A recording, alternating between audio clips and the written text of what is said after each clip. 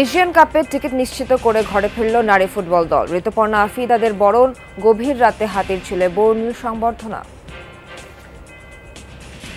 আমরা যদি তাদের উৎসাহ দেই তাহলে তারা আরো বেশি ভালো করবে। নারী অগ্রযাত্রায় হয়তো তাদের এই জয়টা অনেক বড় ভূমিকা পালন করবে। শুধু এএফসি জিতা না, টপ 6 থেকে তারা যেতে বিশ্বকাপে কোয়ালিফাই করতে পারে ডিরেক্ট। প্রথাগত হরতাল নয়, 24-এর গণ অভ্যুত্থানে নতুন মাত্রা যোগ করেছিল শিক্ষার্থীদের বাংলা ব্লকেট। অরাজনৈতিক কর্মসূচি দেশ জুড়ে তৈরি করে শক্ত অবস্থান। মৌলিক বেশ কিছু বিষয়ে সমঝোতা না হলেও এ মাসে জুলাই সনদ ঘোষণার আশা ঐকমত্য কমিশনের। সংবিধানে যুক্ত করার সিদ্ধান্ত নেবে সরকার ও রাজনৈতিক দলগুলো।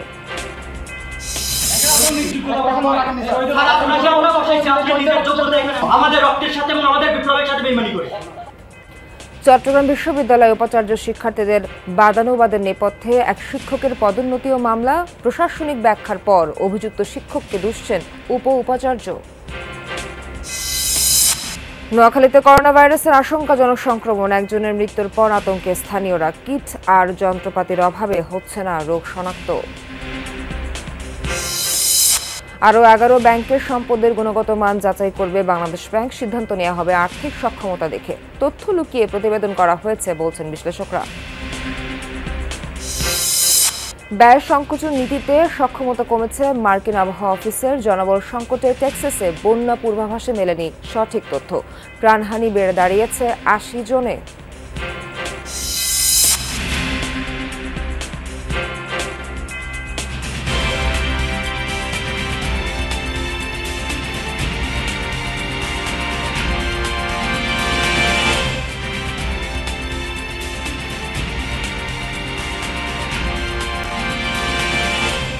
শুভ সকাল, স্বাগত সবাইকে। আমন্ত্রণ যমুনা নিউজে। এতক্ষণ শিরোনাম দেখছিলেন, পুরো খবর জানাতে সঙ্গে আছি নাবিলা সোহার। এশিয়া কাপে খেলার যোগ্যতা অর্জন করার পর এবার বিশ্ব মঞ্চে ভালো করতে চান বাংলার ম্যাজিক গার্ল ঋতুপর্ণা চাকমা। হাতিরঝিলে বর্ণিল সংবর্ধনায় মেয়েদের সব রকম সাপোর্ট দেওয়ার আশ্বাস বফুফে সভাপতি তাবিথ আওয়ালের। নারীদের বরণ করে নিতে অ্যাম্ফি থিয়েটারে গ্যালারি ছিল প্রায় হাউসফুল। নারী দলের সাফল্য কামনায় রোজা রেখেছিলেন অধিনায়ক আফিদা খাতুনের মা মমতাজ বেগম। ও বলছে আম্মু শুধু দোয়া করো। আমি ও সব সময় ওর জন্য দোয়া করছি, নামাজ পড়ছি, তারপরে রোজাও রাখছি। আজকের দিনেও রোজা রাখছি মেয়ের জন্য। মেয়ের জন্য অবশ্যই ভালো কিছু করে, দেশের জন্য সুনাম বয়ে নিয়ে আসে, বিশ্বকাপে খেলবে, সবাই দোয়া করবেন ওদের জন্য। টিম বাসে বাংলার ক্যাপ্টেন আফিদার ছবি আর তার মা মমতাজ খাতুনের দোয়া, দুটোই বাংলার আপামর জনতার মনের দাবি। স্লোগান একটাই, দে রোজ উই সোর্ড। স্বর্ণকন্যারা মিয়ানমার থেকে ঢাকায় নামে। বাংলার রাজপথ মধ্যরাতেও তাদের আলোয় আলোকিত হয়। নীল বাসের এই অভিযাত্রীরা দেশের ফুটবলের মশাল হাতে নিয়ে ছুটছে। গন্তব্য এয়ারপোর্ট টু হাতিরঝিল। পথে দর্শকদের ভালোবাসা বুঝিয়ে দেয় আর্জেন্টিনা ব্রাজিল সাপোর্ট করা এই বাংলা 2027 নারী বিশ্বকাপে বাংলাদেশকে দেখতে চায়। আমরা আপনাদেরকে নিরাশ করব না। আমরা শুধু এশিয়া না, আমরা বিশ্ব মঞ্চে বাংলাদেশকে। অতঃপর সংবর্ধনার মধ্যমণিরা মঞ্চে আরোহণ করেন। তাদের বরণ করতে হাতিরঝিলের অ্যাম্ফি থিয়েটারের গ্যালারি প্রায় হাউসফুল। 2 সাব জয়ের পর এশিয়াতেও সেরা 12 দলের একটার নাম এখন বাংলাদেশ। আমরা আগে আর ওই বন্যা দস্তর দেশ নয়, আমরা এখন ফুটবলিং নেশন। আমরা এখন নারীর সমতা এবং নারীর ক্ষমতায়নের একটা দেশ আমরা। কিন্তু যখন পায়ে বল থাকে না তখন ওই ফুটবলার কি করে, এটা হচ্ছে সবচেয়ে গুরুত্বপূর্ণ। Peter Butler, the man, the myth, the legend. বাংলাদেশের কোচ, নেপথ্যের কারিগর। কথার চেয়ে বরাবরই কাজটা করেন বেশি। This is the culmination of a lot of hard work which has gone in over the last year. ভ্রমণ ক্লান্তি এক নিমেষেই যেন হাওয়া। এই অনুপ্রেরণাকে সঙ্গী করে আগামীতেও বাংলার জয়িতারা থাকতে চান চাঙ্গা। Mehedi Naim, Jamuna sports, Dhaka. AFC Asian কাপের মূল পর্বে প্রথমবারের মতো জায়গা করে নিয়ে নতুন মাইলফলক স্পর্শ করেছে লাল সবুজের মেয়েরা। এদেশের ফুটবলের এই গৌরবময় অর্জন উদযাপন করতে ইতিহাস করা নারী দলকে সংবর্ধনা দিয়েছে বাংলাদেশ ফুটবল ফেডারেশন বা ফুফে। রাজধানীর হাতিরঝিলের এমফি থিয়েটারে এই সংবর্ধনার মধ্য দিয়ে রাত থেকে ভিড় করতে থাকেন ফুটবল প্রেমীরা। নারী ফুটবলারদের নিয়ে বিশ্বকাপ জয়সহ আকাশচুম্বী প্রত্যাশার কথা জানান ভক্তরা। গর্বিত পারফরমেন্সের মধ্য দিয়ে নিজেদের আলাদা উচ্চতায় তুলে ধরেছে বাংলাদেশ নারী ফুটবল দল। বাছাই পর্বের সবকটি ম্যাচ জিতে ঠাঁই করে নিয়েছে অস্ট্রেলিয়ায় অনুষ্ঠিত হতে যাওয়া এশিয়ান কাপের মূল পর্বে। বিজয়ী বেশে ফেরা জয়িতাদের সংবর্ধনায় তাই ভক্ত সমর্থকদের ভিড়। রাত ৩টার পরপরই হাতিরঝিলের এমফিথিয়েটারের সংবর্ধনা স্থলে পৌঁছায় ঋতুপর্ণা আফিয়াদের বহনকারী বাস।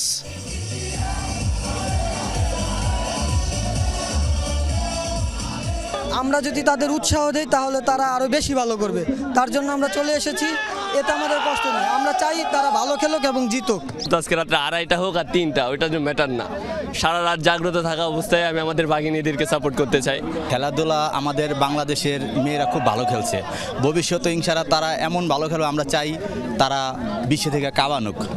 মধ্যরাতের আয়োজন হলেও সংক্ষিপ্ত সংবর্ধনায় হাজির হন অনেক নারী সমর্থক ও ভক্তরা। মূল পর্বে নৈপুণ্য দেখিয়ে এশিয়ান কাপ জয়ের প্রত্যাশা ভক্তদের। আমরা অনেক প্রাউড ফিল করি যে আমাদের নারীরা এইভাবে এগিয়ে যাচ্ছে। তো আমরা আশা করব যেন ওরা ভবিষ্যতে আরও ভালো কিছু আমাদেরকে উপহার দেয়। আজকের উপস্থিতি কিন্তু বলে দিচ্ছে যে বাংলাদেশের মানুষ মানে নারী প্লেয়ারদেরকে কিভাবে রিসিভ করেছে, আর রিসিভ বা কেনই করবে না, একটা প্রাউডের মুভমেন্ট। এই জয় থেকে আর বাংলাদেশের সমস্ত নারীরা হয়তো আরও বেশি ইন্সপায়ার্ড হবে। নারী অগ্রযাত্রায় হয়তো তাদের এই জয়টা অনেক বড় ভূমিকা পালন করবে। মুক্ত মঞ্চে ঋতুপর্ণ মনিকাদের উৎসাহ দিতে এসেছে রাজধানীবাসী। প্রত্যাশা সামনে আরও ভালো করবে বাংলাদেশ। আমরা চাইবো যে শুধু এএফসি জিতা না, টপ 6 থেকে তারা যাতে বিশ্বকাপে কোয়ালিফাই করতে পারে ডিরেক্ট। নারী দল যে অর্জন এনে দিয়েছে, আমরা অন্তরস্থল থেকে নারী ফুটবল দলকে ধন্যবাদ জানাই। আমরা এটাই প্রত্যাশা করি যেন বাংলার মেয়েরা আমাদেরকে বিশ্বকাপের যেই অধরা স্বপ্ন, বিশ্বকাপ খেলার যে অধরা স্বপ্ন, ওই স্বপ্নটা যেন আমাদের কাছে আমাদেরকে পূরণ করতে পারে। লাল সবুজের মেয়েদের এই অর্জন শুধু একটি সাফল্য নয়, এটি জাতীয় গর্ব। এই অর্জনকে স্মরণীয় করে রাখতে বাংলার বাঘিনীদের জন্য আরও বর্ণাঢ্য আয়োজনের প্রত্যাশা ফুটবল ভক্তদের। শামীম রেজা, যমুনা নিউজ, ঢাকা। হরতাল বা অবরোধ নয়, 7 জুলাই 2024 সালে শিক্ষার্থীরা পালন করে বাংলা ব্লকেট। অরাজনৈতিক কর্মসূচিও স্বতঃস্ফূর্তভাবে পালিত হয় দেশজুড়ে। আন্দোলনের প্রতিনিয়ত নতুনত্ব নিয়ে আসা ও তার সফল বাস্তবায়নের মাধ্যমে শিক্ষার্থীরা জানান দেয় দেশ জুড়ে তাদের শক্ত অবস্থান। সুমায়ুষীর রিপোর্টে ফিরে দেখব 7 জুলাই 2024।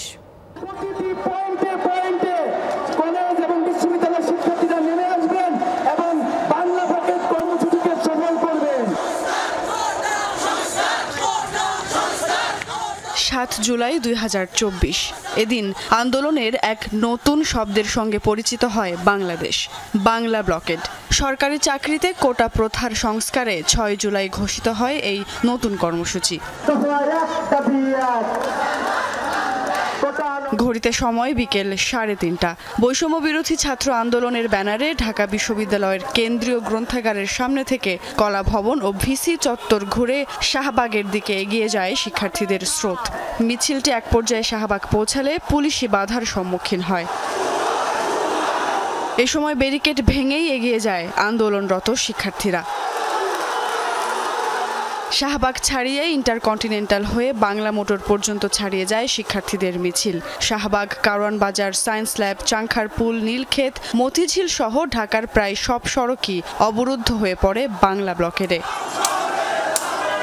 এদিন অভিভাবক, পেশাজীবী, সুশীল সমাজ সহ সকলকে একাত্মতা পোষণের আহ্বান জানানো হয়। জুলাই আন্দোলনের সমন্বয়করা জানান, সাধারণ মানুষকে এই আন্দোলনের সঙ্গে যুক্ত করতে কর্মসূচির চিরাচরিত নাম থেকে বের হয়ে আসেন তারা। হরতাল অবরোধের সাথে আসলে বাংলাদেশের মানুষের একটা বাজে অভিজ্ঞতা ছিল, যেই কারণে কিন্তু আমরা একটু বাংলা এবং ইংরেজি সংমিশ্রণে একটি যাতে করে আমাদের জেনারেশনে যে ভাষাগুলো আমরা ব্যবহার করি সেই জায়গা থেকে আসলে কিন্তু এই নামগুলো এসেছিল, যে শাহবাগ ব্লকেট কিংবা বাংলা ব্লকেটের মতো নামগুলো। আর্জুন হলের যে প্রাণীবিদ্যা বিভাগ, হোয়াইট হাউস যেটা, সেইখানের ভিতরে আমরা বসি, এইখানের ভিতরে কি নাম দেওয়া যায়। তখন আসিফ মাহমুদ ভাই রেকমেন্ড করে যে বেঙ্গলি ব্লকেট, বেঙ্গল ব্লকেট নাম দিলে কেমন হয়। এখন বেঙ্গল ব্লকেট নামটা ওই সময় গৃহীত হয় আর কি। গৃহীত হওয়ার পরে রাত্রে যখন আবার আমরা একটা হলো গিয়ে বাসার দিকে যাই, বেঙ্গল ব্লকেট আমরা আসলে স্লোগানটা আসলে একটু রিদম ট্রাই করছিলাম। বেঙ্গল ব্লকেট হচ্ছে বাংলা ব্লকেট ভালো শোনাচ্ছে, পরে আমরা গ্রুপ কল আবার আসি যে বললাম যে না, বাংলা ব্লকেট হবে না। এদিন বাংলা ব্লকেট কর্মসূচি পালিত হয় দেশের বিভিন্ন জেলায়। ঢাকা আরিচা মহাসড়ক অবরোধ করেন জাহাঙ্গীরনগর বিশ্ববিদ্যালয়ের শিক্ষার্থীরা। এছাড়া অবরোধ হয় ঢাকা চট্টগ্রাম, ঢাকা বরিশাল সহ বিভিন্ন মহাসড়ক। সব মিলিয়ে কার্যত অচল হয়ে পড়ে গোটা দেশের যোগাযোগ ব্যবস্থা। স্টুডেন্টরা স্বতঃস্ফূর্তভাবে রাস্তায় নেমে এসে পালন করেছে এবং এই কর্মসূচিগুলোকে সফল করেছে, এবং এর ফলে আমরা ব্যাপক হারে একটা গণসংযোগ পেয়েছি। ওই বিভিন্ন জায়গাগুলোতে ছোট ছোট ভিডিও ক্লিপ, আমরা আমাদের কোটা পুনর্বহাল চাই না একটা গ্রুপ ছিল, ফেসবুক গ্রুপ, তো ওখানে ওই বিষয়গুলো যখন প্রচার করা হয়েছে অনেক সাড়া পেয়েছে। এদিকে সরকারি চাকরিতে কোটা সংস্কারের দাবিতে শিক্ষার্থীরা যখন রাস্তায়, তখন এক অনুষ্ঠানে কি বলছিলেন তখনকার প্রধানমন্ত্রী শেখ হাসিনা। আজকে আন্দোলনের নামে যেটা আবার করা হচ্ছে, পড়াশোনার সময় নষ্ট করা, এটারও কোনো যৌক্তিকতা আছে বলে আমি মনে করি না। এদিন রাত ৮টা পর্যন্ত শাহবাগ ব্লকেট করে রাখে শিক্ষার্থীরা। এরপর আবারও শাহবাগ থেকে ফার্মগেট পর্যন্ত ব্লকেটের ঘোষণা দিয়ে ওই দিনের মতো রাজপথ ছেড়ে দেয় শিক্ষার্থীরা। সারা বাংলাদেশে আরো বিভিন্ন পয়েন্টে আগামীকালও ব্লকেট চলবে। বাংলা ব্লকেটের মধ্য দিয়েই শিক্ষার্থীরা জানান দিয়েছিল কোটা সংস্কার ইস্যুতে ২৪-এর আন্দোলন কতটা আলাদা। সুমাইয়া ঐশী, যমুনা নিউজ, ঢাকা। সংবিধান সংশোধন, প্রধানমন্ত্রীর ক্ষমতা ভারসাম্য, পিআর পদ্ধতি সহ কিছু মৌলিক সংস্কারের প্রস্তাবে এখনও একমত হতে পারেনি রাজনৈতিক দলগুলো। এ অবস্থায় জুলাইয়ের মধ্যে জাতীয় সনদ বা জুলাই সনদ দেয়া কি সম্ভব হবে? জাতীয় ঐক্যমত্য কমিশন বলছে কিছু বিষয়ে মতদ্বিমত থাকলেও তারা আশাবাদী জুলাইয়ের সনদ ঘোষণার। কমিশন সদস্য বদিউল আলম মজুমদার বলছেন, জুলাই ঘোষণাপত্র ভিন্ন বিষয়, সংবিধানে তা যুক্ত হবে কিনা এই সিদ্ধান্ত নেবে সরকার ও রাজনৈতিক দলগুলো। আলমগীর স্বপনের রিপোর্টে থাকছে বিস্তারিত। গণ অভ্যুত্থানে শেখ হাসিনার টানা ১৬ বছরের শাসনের পতন, স্বপ্ন নতুন করে দেশ গঠনের, সেই আকাঙ্ক্ষায় সংবিধান, নির্বাচন সহ বিভিন্ন কমিশনের সংস্কার প্রস্তাব বাস্তবায়নে ১২ ফেব্রুয়ারি গঠিত হয় জাতীয় ঐক্যমত্য কমিশন। কিন্তু ২ ধাপে দলগুলোর সাথে আলোচনায় কতটা সমঝোতায় পৌঁছতে পেরেছে তারা? কমিশনের ১৬৬টি প্রস্তাবের মধ্যে এখন পর্যন্ত রাজনৈতিক দলগুলো একমত হয়েছে সংবিধানের ৭০ অনুচ্ছেদ সংশোধন, আসামিদের ক্ষমার ক্ষেত্রে রাষ্ট্রপতির ক্ষমতা কমানোর বিষয়ে, তত্ত্বাবধায়ক সরকার ব্যবস্থা ফিরিয়ে আনা সহ সংসদীয় আসনের সীমানা পুনর্নির্ধারণ ও গুরুত্বপূর্ণ স্থায়ী কমিটিতে বিরোধী দলের সদস্যদের সভাপতি করার ক্ষেত্রেও হয়েছে সমঝোতা। ঐক্য হয়েছে প্রধান বিচারপতির নিয়োগ, বিভাগীয় পর্যায়ে উচ্চ আদালতের বেঞ্চ গঠনেও। প্রধানমন্ত্রীর দায়িত্বের মেয়াদ ১০ বছর করার ক্ষেত্রে সব দলের সমর্থন থাকলেও এখনো সমঝোতা হয়নি। প্রধানমন্ত্রীর মেয়াদের ব্যাপারে এখনো চূড়ান্ত ঐক্যমতে পৌঁছে নাই। সংসদ নির্বাচনে কোনো দলের প্রাপ্ত ভোটের ভিত্তিতে সংসদের উচ্চকক্ষ বা নিম্নকক্ষে প্রতিনিধি নির্বাচনের সংখ্যানুপাতিক বা পিআর পদ্ধতির বিষয়ে বিপরীতমুখী অবস্থানে দলগুলো। সমঝোতা হয়নি সাংবিধানিক ও সংবিধিবদ্ধ প্রতিষ্ঠানের নিয়োগ কমিটি গঠন, সরাসরি ভোটে নারী সংসদ সদস্য নির্বাচন, রাষ্ট্রপতি ও প্রধানমন্ত্রীর ক্ষমতার ভারসাম্যের প্রস্তাবেও। জুলাইয়ের মধ্যে এসব প্রস্তাবে সমঝোতা কঠিন, তবে আশাবাদী কমিশন। সবাই তো সব বিষয়ে একমত হবে না, এটা অবাস্তব, অবান্তর। কেউ কেউ ডিসেন্ট দিতে পারে। ঐক্যমত্যের সংজ্ঞাটা সম্পর্কে আমরা এখনো ঐক্যমতে পৌঁছতে পারিনি। আমরা আশা করছি যে এটা জাতীয় সনদ আমরা স্বাক্ষর করতে পারবো এই মাসের মধ্যে। সংস্কার বিষয়ে যে যতগুলো রাজনৈতিক ঐক্যমতই হোক, সেইটা অবশ্যই মানে একটা শর্তযুক্ত হতে, সাংবিধানিক শর্তযুক্ত হতে হবে যে যারাই ভবিষ্যতে ক্ষমতায় যাবে তারা সেটা করতে বাধ্য থাকবে। এটা যেন ৩ জোটের রূপরেখার মতো না হয়। কমিশন সদস্য ডক্টর বদিউল আলম মজুমদার বলছেন, জুলাই সনদ বা জাতীয় সনদ সংবিধানের অংশ হবে, এর জন্য সংশোধন করা হবে সংবিধান। জাতীয় সনদের কিছু কিছু বিষয় আছে যেগুলোর জন্য আমাদের সংবিধানে পরিবর্তন আনতে হবে, সংবিধান সংশোধন করতে হবে। দাবি আছে জুলাই ঘোষণাপত্র সংবিধানের অংশ করার। ডক্টর মজুমদার বলছেন, সনদ ও ঘোষণাপত্র ভিন্ন বিষয়। জুলাই ঘোষণা ওটা হবে যে আমাদের গণ অভ্যুত্থানের বৈশিষ্ট্য, গণ অভ্যুত্থানের বিশেষত্ব, তাৎপর্য এবং আমাদের ঐতিহাসিক প্রেক্ষাপটে এটা সংবিধানে অন্তর্ভুক্ত হবে কি হবে না এটা সরকারের সিদ্ধান্ত, রাজনৈতিক দলগুলোর সিদ্ধান্ত, এটা কিন্তু আমাদের বিষয় নয়। যৌথ সাধারণ ইচ্ছার একটা প্রতিফলন থাকতে হবে ওই কাগজে। সেটা সংবিধানে অন্তর্ভুক্ত হতে পারে, সেটা সংবিধানে অন্তর্ভুক্ত না করা গেলে একটা চুক্তি আকারে হতে পারে, কিন্তু সেটা অবশ্যই একটা জাতীয় ঘোষণা আকারে থাকতে হবে। গবেষক আলতাফ পারভেজ আশা করেন জুলাই সনদ ও ঘোষণাপত্রে গণ অভ্যুত্থানের মাধ্যমে নতুন বাংলাদেশ নির্মাণের আকাঙ্ক্ষার প্রতিফলন ঘটবে। আলমগীর স্বপন, যমুনা নিউজ, ঢাকা। চট্টগ্রাম বিশ্ববিদ্যালয়ে উপাচার্যের কক্ষে কি ঘটেছিল সেদিন? উপাচার্যের সাথে শিক্ষার্থীদের উত্তপ্ত বাদানুবাদে আলোচনা সমালোচনার ঝড় উঠেছে সর্বত্র। সামাজিক যোগাযোগ মাধ্যমে ছড়িয়ে পড়া ভিডিও নিয়ে চলছে তোলপাড়। যাকে ঘিরে এত ঘটনা, সে শিক্ষকই বা কি বলছেন? পুরো ঘটনার ব্যাখ্যা দিয়েছে বিশ্ববিদ্যালয় প্রশাসনও।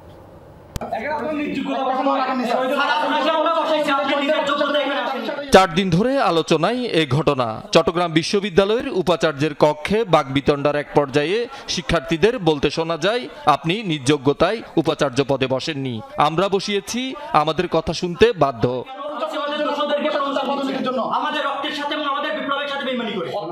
জবাবে উপাচার্য বলেছিলেন, বিচারিক ক্ষমতা না থাকায় অনেক কিছু করতে অপারগ। সংস্কৃত বিভাগের সহকারী অধ্যাপক কুশলবরণ চক্রবর্তীর পদোন্নতির সাক্ষাৎকার ছিল শুক্রবার বিকেলে, কিন্তু তার নামে হত্যাচেষ্টা মামলা ও নানা অভিযোগ থাকায় সাক্ষাৎকার বাতিল ও তাকে অপসারণের দাবি নিয়ে ছাত্র শিবির এবং ছাত্র আন্দোলনের নেতাকর্মী ও শিক্ষার্থীরা উপাচার্যের কক্ষে যান। সেখানেই চলে বাদানুবাদ। শিক্ষার্থীদের বক্তব্যে সমালোচনার ঝড় উঠে। সে হেফাজতের একজন কর্মী হত্যা মামলার চার্জশিটভুক্ত আসামি এবং আলিফ হত্যা মামলারও আসামি। আমি চিৎকার দিয়ে বলছিলাম, স্যার হৃদয় তোরা ফরহাদের ক্যাম্পাস একজন খুনি কীভাবে ঢুকতে পারে, তার কীভাবে প্রমোশন হতে পারে, আমরা দেখাচ্ছিলাম। কিন্তু বাইরে যেটা হয়েছে, মপ করা হয়েছে, আমরা মপ করি নাই। কিছু মানুষ উদ্দেশ্য প্রণীতভাবে যে আমাদের যে দাবি ছিল সেই দাবিকে আড়াল করার জন্যই একটা বক্তব্যকে তারা হাইলাইট করছে যে আমরা আপনাকে বসিয়েছি, আপনি নিজ যোগ্যতায় আসেন নাই। আসলে এটাকে হচ্ছে যে আমরা মনে করব মিসলিডিং করা হচ্ছে। সেদিন উপাচার্যের কক্ষে উপস্থিত ছিলেন 2 উপ উপাচার্য।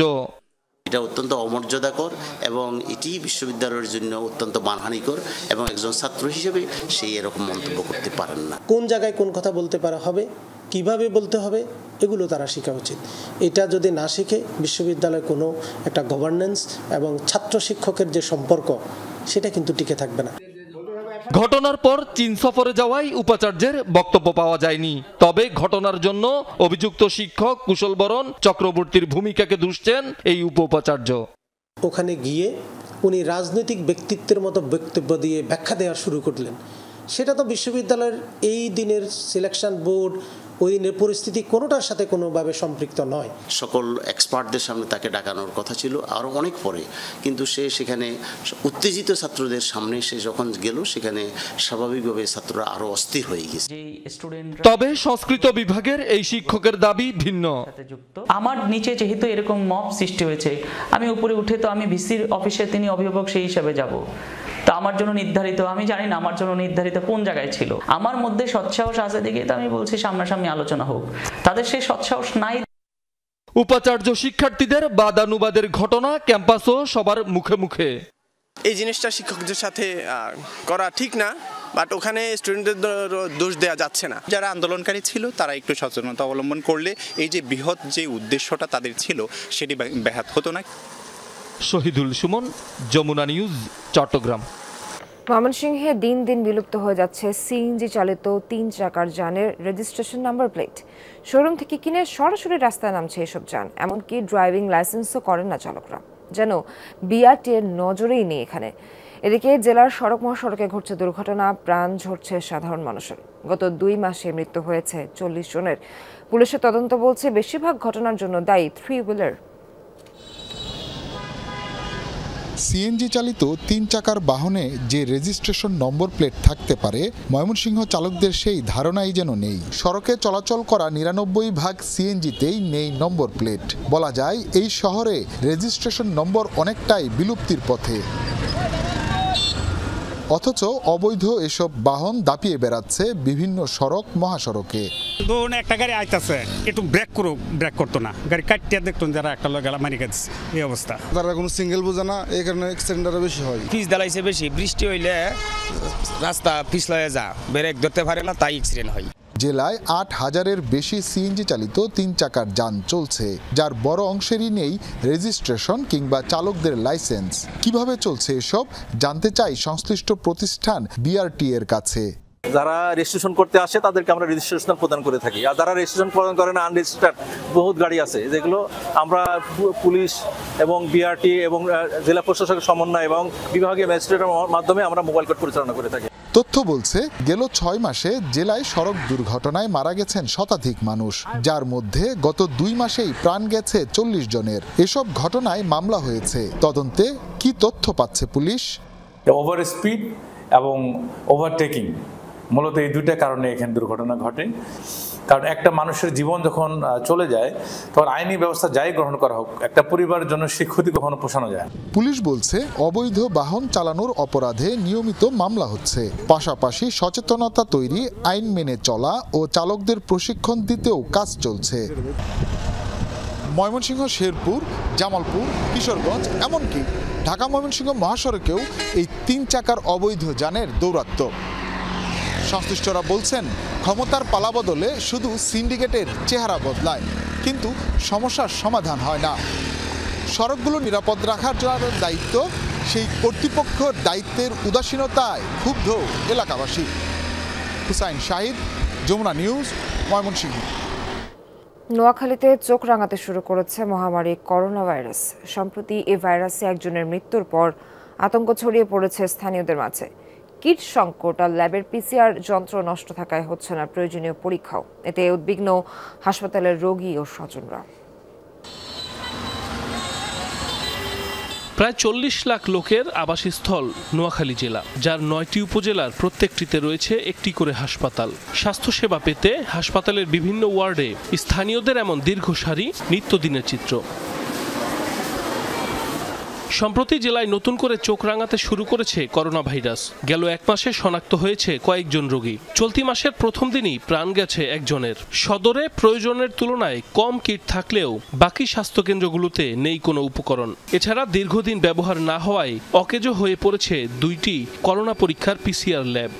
কোভিড ওয়ার্ডের ব্যবস্থাপনা করা হচ্ছে, কারণ ভবিষ্যৎ সংক্রমণ যদি বাড়ে যেন এখানে চিকিৎসা দেওয়া যেতে পারে। প্রতিদিনই 800 থেকে 1000 পেশেন্ট আউটডোরে আসেন।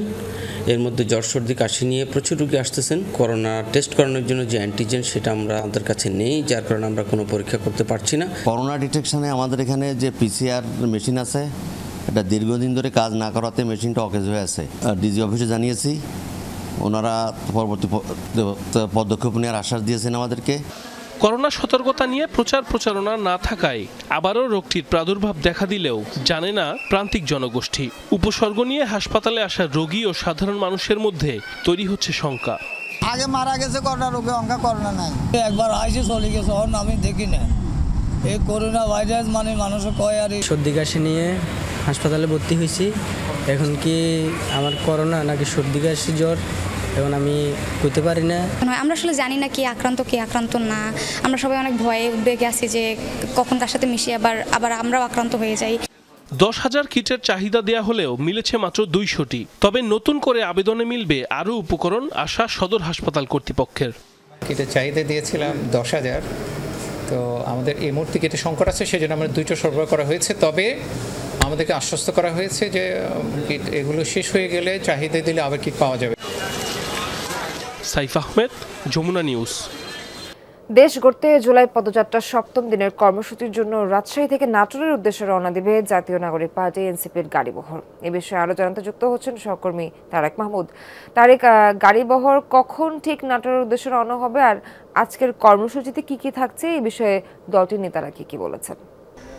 সোহার, গাড়িবহরটি সকাল 9টার পরে আসলে আমি রয়েছি রাজশাহীর পর্যটন মোটেলে, এবং পর্যটন মোটেলের ঠিক সামনেই কিন্তু গাড়িগুলো রাখা আছে, আপনি ঠিক সেখানে দেখতেই পাচ্ছেন। এবং জাতীয় নাগরিক পার্টির যারা নেতৃবৃন্দ রয়েছে তারা এখন রাজশাহী যে পর্যটন মোটেল, সে পর্যটন মোটেলে কিন্তু রয়েছে। এবং জুলাই আন্দোলনের যে তাদের যে এই পথযাত্রা এবং তাদের যে কর্মসূচি, সেটি বিচার, সংস্কার এবং দেশ পুনর্গঠনের লক্ষ্যে যে মানুষের দুয়ারে দুয়ারে গিয়ে মানুষের কাছে, দেশ গড়তে তরুণ প্রজন্মের কাছে গিয়ে কিন্তু তারা সেই বিষয়টি জানাচ্ছেন। এবং আমি যতটুকু এখন পর্যন্ত জানতে পেরেছি যে এই গতকালকে যেমন জাতীয় নাগরিক পার্টির এনসিপির আহ্বায়ক নাহিদ ইসলাম, এনসিপির সদস্য সচিব আক্তার হোসেন, দক্ষিণাঞ্চলের মুখ্য সংগঠক হাসনাত আবদুল্লাহ, উত্তরাঞ্চলের মুখ্য সংগঠক সার্জিস আলম এবং মুখ্য সমন্বয়ক নাসির উদ্দিন পাটোয়ারি, জ্যেষ্ঠ যুগ্ম সদস্য সচিব তাসনিম জারা এবং জ্যেষ্ঠ যুগ্ম সম্পাদক সামান্তা শারমিন এবং নাহিদ সারোয়ার এবং কেন্দ্রীয় যুগ্ম মুখ্য সংগঠক সাকিব মাহাদি, তারা এখন পর্যন্ত রাজশাহীর যে পর্যটন মোটেল রয়েছে সেখানে রয়েছেন এবং ৯টার পরে তারা এইখান থেকে রওনা দিবেন এবং সেই গাড়িবহরটি নিয়ে রাজশাহীর যে বানেশ্বর রয়েছে, বানেশ্বরে অল্প সময়ের জন্য সেখানে একটু পথসভা হওয়ার কথা রয়েছে এবং সেখানে বক্তব্য শেষ করে তারা নাটোরের উদ্দেশ্যে যাবেন এবং নাটোরে গিয়ে সেখানে তারা কিন্তু তাদের যে কর্মসূচি সেটি পালন করবেন। এবং আমি নাটোরেও খোঁজ নিয়েছি, সেখানের যারা নেতৃবৃন্দ রয়েছে জাতীয় নাগরিক পার্টি, তারাও কিন্তু তাদের যে প্রস্তুতি সেটি শেষ করেছেন এবং যারা নেতৃবৃন্দ যাবেন তাদের যে কর্মসূচি সেটি সফল করার লক্ষ্যে তারা সার্বিক প্রস্তুতি নিয়েছেন। এবং সকাল ৯টার পরে যেহেতু এই রাজশাহীর পর্যটন মোটেল থেকে এই নাটোরের উদ্দেশ্যে যাওয়ার সময় কিন্তু রাজশাহীর যে বানেশ্বর রয়েছে, বানেশ্বরের ছোট একটি পথসভা হবে, সে বিষয়টি আমি জানতে পেরেছি এখন পর্যন্ত। সোহার। তারেক, আপনাকে অনেক ধন্যবাদ। পূর্ব বিরোধের জেরে ময়মনসিংহে এক ব্যক্তিকে ছুরিকাঘাতে হত্যা করা হয়েছে। স্বজনদের দাবি, রোববার সন্ধ্যা নগরীর বলাশপুর এলাকায় আরিফ হাসান নামের ওই ব্যক্তিকে হত্যা করে একই এলাকার যুবক সাখাওয়াত হোসেন। অভিযোগ, ছিনতাইয়ের একটি ঘটনার প্রতিবাদ করার পর থেকে সাখাওয়াতের রোষানলে পড়ে আরিফ। ঘটনার পরপরই পালিয়েছে সাখাওয়াত। এর আগেও এই দুজন মারামারিতে জড়িয়েছিল বলে জানিয়েছে পুলিশ। এ নিয়ে একে অপরের বিরুদ্ধে মামলাও করেছে।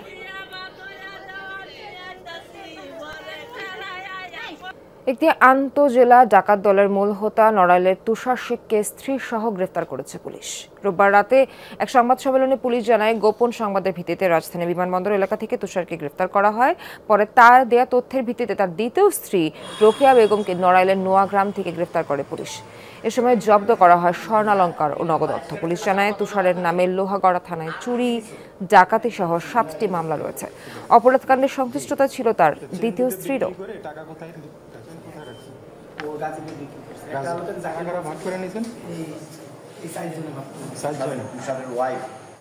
নতুন করে আরও 11 ব্যাংকের সম্পদের গুণগত মান যাচাইয়ের সিদ্ধান্ত নিয়েছে বাংলাদেশ ব্যাংক। ইসলামী ব্যাংকের পাশাপাশি এবারের তালিকায় বেশিরভাগই প্রচলিত ধারার ব্যাংক।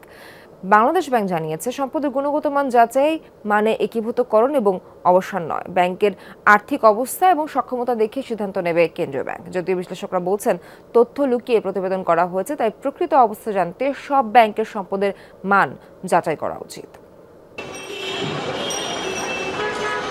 লুটপাটের শিকার বেশ কয়েকটি ব্যাংকের আর্থিক অবস্থা খুবই নাজুক। দুর্বল হয়ে পড়েছে প্রতিটি আর্থিক সূচক। দুর্বল ব্যাংকের প্রকৃত অবস্থা জানতে সম্পদের গুণগত মান যাচাই করছে বাংলাদেশ ব্যাংক। দুটি আন্তর্জাতিক অডিট কোম্পানি দিয়ে এরই মধ্যে 6টি দুর্বল ব্যাংকের সম্পদের গুণগত মান যাচাইয়ের কাজ শেষ হয়েছে। দ্বিতীয় ধাপে আরও 11টি ব্যাংকের সম্পদের গুণগত মান পর্যালোচনা করা হবে। ইসলামী ব্যাংক ছাড়াও এবারের তালিকায় আছে বেশ কয়েকটি প্রচলিত ধারার বাণিজ্যিক ব্যাংক। কম দুর্বল যে ব্যাংকগুলো ছিল সেগুলোর ব্যাপারেও পাবলিক পারসেপশন কি আর বর্তমান প্রকৃত অবস্থাকে, এই দুটো যাচাইয়ের জন্য আসলে একিউআর যাচাইয়ের সিদ্ধান্ত হয়েছে।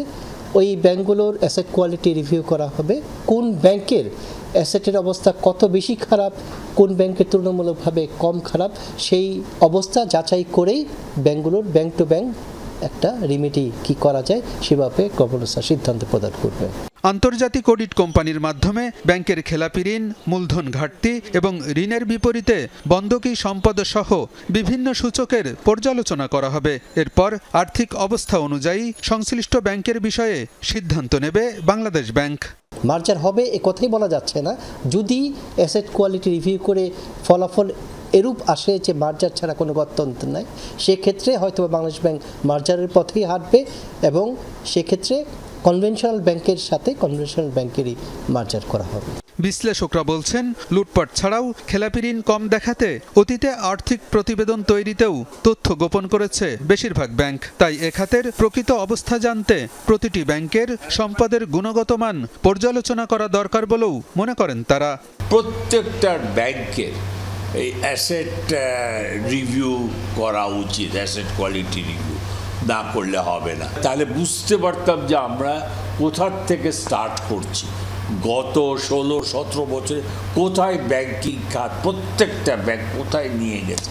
এখানে কিন্তু অনেক কিছু ভিতরে রেখে দেওয়া, আন্ডার দ্য টেবল সিক্রেটলি রাখা হয়েছে, নট শোয়িং, উইন্ডো ড্রেসিং করা হয়েছে। প্রথম দফায় সম্পদের গুণগত মান যাচাই করা 6টি ইসলামী ব্যাংকের মধ্যে 5টিকে একীভূত করার সিদ্ধান্ত নিয়েছে বাংলাদেশ ব্যাংক। আলমগীর হোসেন, যমুনা নিউজ, ঢাকা।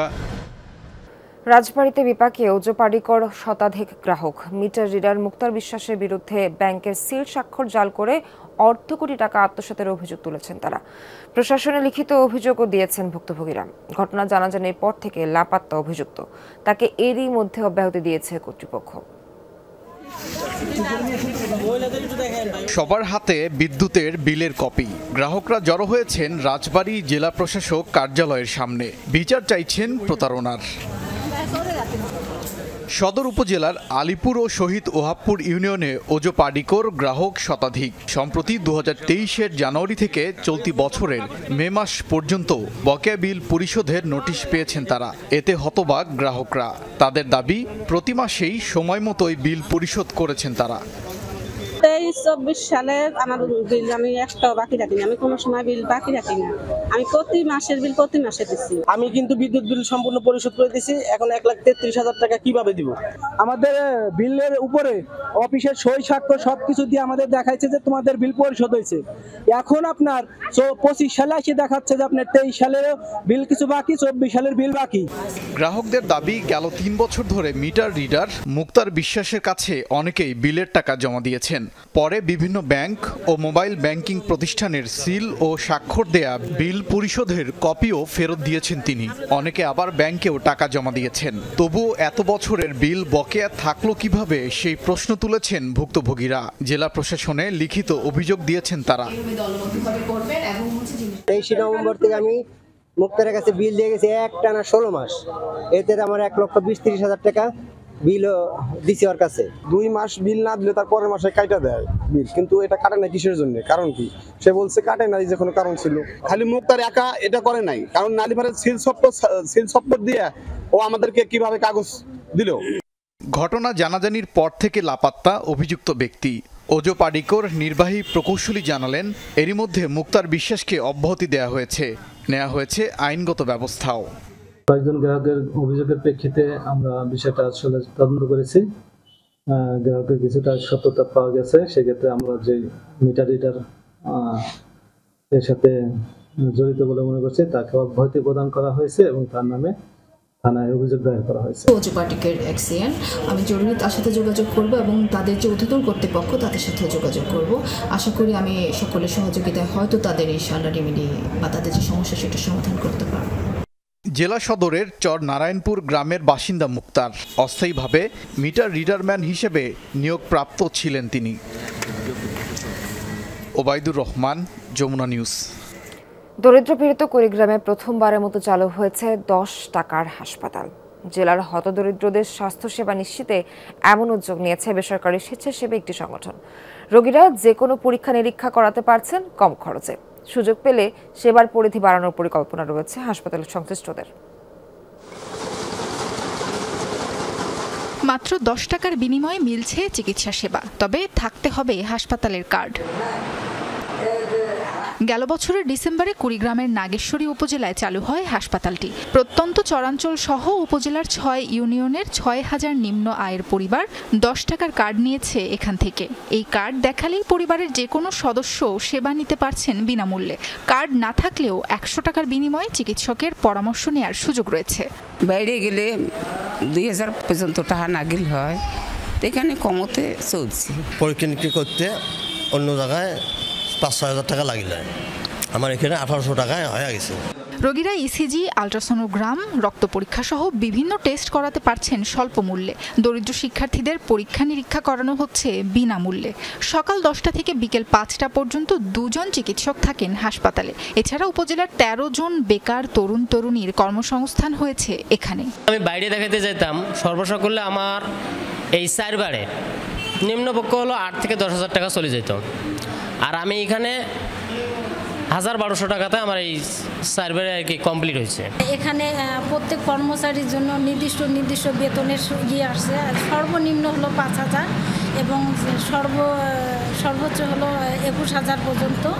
সংশ্লিষ্টরা জানান, নিম্ন আয়ের মানুষের মানসম্মত সেবা নিশ্চিতের লক্ষ্যে হাসপাতালটি চালু করেছে বেসরকারি স্বেচ্ছাসেবী একটি সংগঠন। 10 টাকার বিনিময়ে আমরা প্রত্যন্ত অঞ্চলের পেশেন্ট আমরা দেখতেছি বর্তমানে। এখানের মধ্যে সব ধরনের পরীক্ষা, ল্যাব পরীক্ষা করা হয় আমাদের এখানে, এবং সকাল 10টা থেকে বিকাল 5টা পর্যন্ত আমরা চিকিৎসা সেবা প্রদান করতেছি। চিকিৎসা পারপাসে যে ব্যয়টা আছে সেই ব্যয়টা হাতে লাগালে মানে নিয়ে আসার জন্য সামর্থ্যের মধ্যে যাতে একটা মানসম্মত চিকিৎসা সেবা পায় এই প্রত্যন্ত অঞ্চলে, সেজন্য মূলত আমাদের এই উদ্যোগটি। এ ধরনের উদ্যোগকে সাধুবাদ জানিয়েছে স্থানীয় প্রশাসন।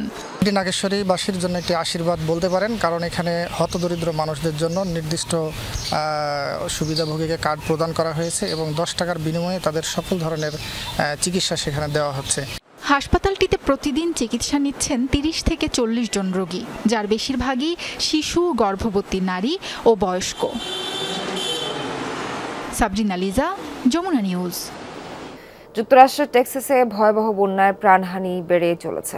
এ পর্যন্ত 82 জনের মরদেহ উদ্ধার করা হয়েছে। এখনও নিখোঁজ 41 জন। সবচেয়ে ক্ষতিগ্রস্ত কের কাউন্টিতে মৃত্যু হয়েছে 68 জনের, এর মধ্যে 28 জনই শিশু। অন্যান্য কাউন্টিতে প্রাণ গেছে আরও 14 জনের। গ্রীষ্মকালীন ক্যাম্পে গিয়ে নিখোঁজ শিশুদের আরও কয়েকজনের মরদেহ উদ্ধার করা হয়েছে। এখনও সন্ধান মেলেনি 10 শিশুর, চলছে তল্লাশি অভিযান। বন্যায় অঙ্গরাজ্যটি ট্রাভিসে 6 জন সহ আরও 4টি কাউন্টিতেও হয়েছে প্রাণহানি। মার্কিন আবহাওয়া বিভাগ জানিয়েছে, টেক্সাসে মধ্যাঞ্চলে আরও 2 দিন থাকতে পারে দুর্যোগপূর্ণ আবহাওয়া। শুক্রবার দুর্গত এলাকা পরিদর্শনে যাবেন মার্কিন প্রেসিডেন্ট ডোনাল্ড ট্রাম্প। শুক্রবার ভোর থেকে টানা বৃষ্টি শুরু হয় টেক্সাসে। গদালুপ নদীর পানির উচ্চতা বেড়ে তৈরি হয় ভয়াবহ বন্যা পরিস্থিতি।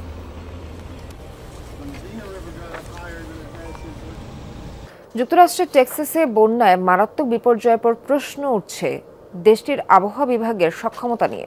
অভিযোগ উঠেছে, সময়মতো সঠিক পূর্বাভাস না দেওয়ার কারণেই প্রাণহানি ও ক্ষয়ক্ষতির পরিমাণ এত বেশি। সংশ্লিষ্টরা বলছেন, জনবল সংকটের কারণে দুর্যোগের পূর্বাভাস সময়মতো এবং সঠিকভাবে দিতে পারেনি আবহাওয়া অফিস, যে কারণে আগাম প্রস্তুতির সুযোগ পাননি বাসিন্দারা। অপচয় কমাতে মার্কিন সরকারের কর্মী ছাঁটাইয়ের নীতিকে দায়ী করা হচ্ছে এত বড় বিপর্যয়ের জন্য। শুক্রবার থেকে টানা বৃষ্টি শুরু হয় টেক্সাস অঙ্গরাজ্যে। মাত্র 1 ঘন্টায় 26 ফুট পর্যন্ত বেড়ে যায় গোয়াদালুপ নদীর পানির উচ্চতা। 48 ঘন্টার ব্যবধানে প্রাণহানি ছাড়ায় অর্ধ শতাধিক। এই স্বল্প সময়ে কিভাবে এত মানুষের প্রাণ গেল তা নিয়ে উঠছে প্রশ্ন। শুনতে অবাক মনে হলেও দুর্যোগের এই ক্ষয়ক্ষতির জন্য মার্কিন সরকারের ব্যয় কমানোর নীতিকেই প্রাথমিকভাবে দুষছেন অনেকে। অপচয় কমাতে সরকারি দক্ষতা বিষয়ক বিভাগ দেশজুড়ে বিভিন্ন রাষ্ট্রীয় প্রতিষ্ঠানের তহবিল বাতিল সহ হাজার হাজার কর্মী ছাঁটাই করে। বিশ্লেষকদের দাবি, এ কারণেই আবহাওয়া অফিসের মতো প্রতিষ্ঠানগুলো ভুগছে জনবল সংকটে। এজন্যই ঠিকমতো দেয়া যায়নি দুর্যোগের পূর্বাভাস। সংশ্লিষ্টরা তাদের কাজ করেছে কিনা এ নিয়ে আমার সন্দেহ হয়। অনেক আবহাওয়া পূর্বাভাস অফিস এখন কর্মী স্বল্পতা নিয়েই চলছে, অর্থাৎ যারা কাজ করছে তাদের উপর অতিরিক্ত চাপ পড়ছে। টেক্সাসে যা হচ্ছে তার পেছনে এই কারণটা কতটা দায়ী তা নিয়ে ভাবতে হবে। বলা হচ্ছে, লাগাতার বৃষ্টির কারণে পানির উচ্চতা এত দ্রুত বাড়তে পারে তা ধারণা করতে পারেননি আবহাওয়াবিদরা। মনে করুন আপনার পছন্দের ফুটবল দলটি 11 জনের পরিবর্তে 8 জন নিয়ে খেলছে। যতই ভালো খেলুক না কেন তারা হেরে যাবে। NOAA-তে এটাই ঘটেছে। সেখানে অসাধারণ বিজ্ঞানী, দুর্দান্ত প্রযুক্তিবিদ এবং নীতি নির্ধারক রয়েছেন, কিন্তু পর্যাপ্ত জনবল ছাড়া দুর্যোগের পূর্বাভাস দেওয়ার সক্ষমতা নিঃসন্দেহে কমবে। এতে বাধাগ্রস্ত হবে আগাম প্রস্তুতি, নিঃসন্দেহে যা প্রাণহানি ও ক্ষয়ক্ষতি বাড়াবে। কর্মী ছাঁটাইয়ের সিদ্ধান্তে বিপাকে যুক্তরাষ্ট্রের oceanic and atmospheric administration NOAA সহ অন্যান্য আবহাওয়া অফিসগুলো। শঙ্কা, এর প্রভাবে সক্ষমতা কমবে, যা আগামী দিনগুলোতে হারিকেন, টর্নেডো, বন্যার মতো দুর্যোগের আগাম পূর্বাভাস দেওয়া কঠিন করে তুলবে। অনিক রহমান, যমুনা নিউজ। ভারত পাকিস্তান সংঘাতকে কেন্দ্র করে এবার ফ্রান্সের রাফাল যুদ্ধবিমান নিয়ে অপপ্রচারের অভিযোগ উঠল চীনের বিরুদ্ধে। ফরাসি সামরিক ও গোয়েন্দা কর্মকর্তাদের দাবি, নিজেদের যুদ্ধবিমানের বিক্রয় বাড়ানো ও বিশ্বব্যাপী রাফাল রপ্তানির ধস নামাতে এই কাজ করছে চীনা দূতাবাসগুলো। কিন্তু অভিযোগটিকে ভিত্তিহীন ও গুজব বলে নাকচ করেছে বেইজিং। পাকিস্তানের সাথে সাম্প্রতিক যুদ্ধে ভারতের অন্যতম গেম চেঞ্জার ভাবা হয়েছিল ফরাসি প্রযুক্তির যুদ্ধবিমান রাফালকে, কিন্তু সম্মুখ সংঘাতে 3টি রাফাল ফাইটার জেট হারায় দেশটি, যা স্বীকারও করেছে নয়াদিল্লি। এরপরই বিশ্বব্যাপী রাফালের নির্মাতা প্রতিষ্ঠান দাসো এভিয়েশনের শেয়ারে ব্যাপক ধস নামে। উল্টো পাল্লা দিয়ে বাড়তে থাকে রাফাল বিধ্বংসী চীনা যুদ্ধবিমান জে-10সির শেয়ার মূল্য। নিজেদের যুদ্ধবিমানের প্রচার ও বিক্রি বাড়াতে রাফাল যুদ্ধবিমানের অপপ্রচার করছে চীন, এমন অভিযোগ ফরাসি সামরিক ও গোয়েন্দা কর্মকর্তাদের। বার্তা সংস্থা এপির কাছে বিষয়টি জানিয়েছে নাম প্রকাশে অনিচ্ছুক এক ফরাসি সামরিক কর্মকর্তা। অভিযোগ, ফ্রান্স থেকে রাফাল যুদ্ধবিমান কিনতে আগ্রহী দেশগুলোর কাছে গুজব ও অপবাদ রটাচ্ছে সেসব দেশের চীনা দূতাবাসগুলো। রাফালের বিক্রি কমিয়ে নিজেদের যুদ্ধবিমানের প্রসার বাড়াতে এমনটা করছে বেজিং, দাবি প্যারিসের। রাফালকে নিয়ে উদ্দেশ্য প্রণোদিতভাবে অপবাদ ছড়ানো হচ্ছে বলে অভিযোগ করেছে ফ্রান্স। বিপরীতে বিষয়টিকে সম্পূর্ণ ভিত্তিহীন ও গুজব বলে উড়িয়ে দিয়েছে চীন। এ পর্যন্ত 533টি রাফাল বিক্রয় করেছে ফরাসি প্রতিষ্ঠান দাসো এভিয়েশন, যার মধ্যে 323টি বিক্রি হয়েছে ভারত, মিশর, কাতার, গ্রিস, ক্রোয়েশিয়া, ইন্দোনেশিয়া সহ কয়েকটি দেশে। মাল্টি টার্গেটিং নামক বিশেষ ফিচারের কারণে বহু দেশই সুখ্যাতি লাভ করে 4.5 জেনারেশনের ফাইটার জেটটি। সাবরিনা নুসরাত, যমুনা নিউজ। টাকার অভাবে নারী ফুটবল দলের উন্নয়ন থেমে যাওয়া, এমন ঘটনা বফুফের বর্তমান কমিটির আমলে হবে না বলে প্রতিশ্রুতি দিলেন বফুফের সহ সভাপতি সাব্বির আহমেদ আরিফ। 2026 সালের মার্চে অস্ট্রেলিয়ার মিশন এশিয়া কাপ, হাতে সময় মাত্র 8 মাস। এশিয়ার জায়ান্ট দেশগুলোর বিপক্ষে ম্যাচ খেলার জন্য এখন থেকে অর্থ জোগাড় করতে নামছেন বফুফের মার্কেটিং কমিটির চেয়ারম্যান ফাহাদ করিম। টাকার অভাবে বছর দুয়েক আগে মিয়ানমারে অলিম্পিক বাছাই পর্ব খেলতে যেতে পারেনি বিধিবাম সেই মিয়ানমারই এবার ইতিহাস রচনা করল বাংলার বাঘিনীরা। মাঝরাতে তাদের এক পলক দেখার জন্য ফুটবল ক্রেজ প্রমাণ করে এখন আর পিছিয়ে থাকার উপায় নেই। বাফুফে কর্তাদের সংকল্প, সাউথ এশিয়ার গণ্ডি পেরিয়ে এশিয়ার মঞ্চে ভালো করা চাই। টাকার জন্য থেমে যাওয়া আর একবারের জন্য নয়। টাকার জন্য তো আর কিছুই আটকাবে না, কেন ফুটবল জেগে গেছে, স্পন্সরও জেগে যাবে, কাজে কোনো সমস্যা নাই। ঠিক আছে, যেরকম ফুটবল ঘুমায় গেছিল, স্পন্সর ঘুমায় গেছিল, ফুটবল জেগে উঠেছে, স্পন্সর জেগে উঠছে, দর্শকও জেগে উঠছে। রাত 3টার সময় এখানে এত কষ্ট করে, যাতায়াতের অবস্থা তো বুঝেনি, কত কষ্ট করে এসছে আর কত কষ্ট করে যাবে, কাজে ফাইন্যান্সের আর আমাদের কোনো সমস্যা থাকার কথা না। পিটার বাটলারের হোমওয়ার্ক শুরু। অস্ট্রেলিয়ায় এশিয়া কাপ খেলতে হাতে বাকি মাত্র 8 মাস। জাপান, চীন, সাউথ কোরিয়া, চাইনিজ তাইপে, এশিয়ার বিগ ফোরের বিপক্ষে অন্তত কিছু ম্যাচ খেলার পরিকল্পনা। প্রয়োজনে ক্যাম্প করতে চান এসব দেশে। বাফুফেও অর্থ সংস্থানের কাজ শুরু করছে। আমরা ফুললি কমিটেড। অস্ট্রেলিয়ার জন্য আমরা ইনশাল্লাহ একটি প্রপার প্ল্যান করব, খুব শিগগিরই সেটা হবে, এবং প্ল্যান করে আমরা সেটা বাজেট নির্ধারণ করব, এবং সেটা রেইজ করার জন্য মার্কেটিং কমিটির দায়িত্বে যেহেতু আমি আছি, আমার সাধ্যমতো আমি সব কিছু করব। 2022 সালে সাব জয়ের পর এশিয়ায় দুর্দণ্ড প্রতাপে ছোটার প্রতিশ্রুতি দিয়েছিল, কিন্তু সেই প্রতিশ্রুতি কেবল কাগজে কলমে সীমাবদ্ধ। এবারও কর্তারা সেই পথে হাঁটলে ভাগ্য পরিবর্তন হবে না দেশের ফুটবলের। মেহেদি নাইম, যমুনা স্পোর্টস, ঢাকা। দর্শক, এখানে শেষ করছি যমুনা নিউজের আয়োজন। এতক্ষণ যারা সঙ্গে ছিলেন সবাইকে ধন্যবাদ।